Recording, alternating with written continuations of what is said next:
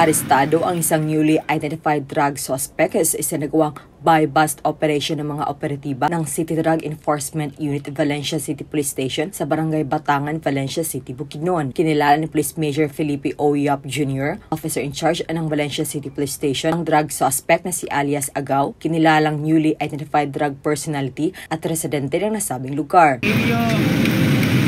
Sa sala.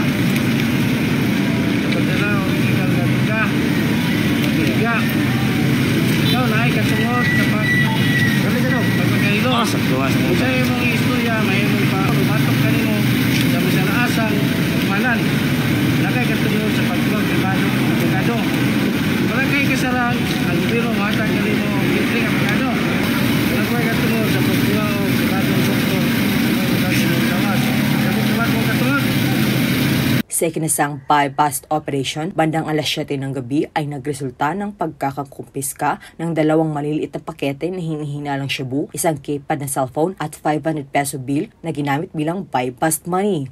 Kami po ay nananawagan sa ating komunidad, lalong-lalo na dito sa Police Regional Office 10, na tulungan po inyong kapulisan, ang inyong hikalang pulis, lalong-lalo na sa ating kampanya laban sa illegal na droga at iba pang illegal na activities. Ang suspect ay nahaharap sa kasong paglabag sa Republic Act 9165 o Comprehensive Dangerous Drugs Act of 2002. Mula dito sa Northern Mindanao, ako ang Police News Network Correspondent Patulungman K. Francisco, alagad na batas, tagataguyod ng balitang pulis.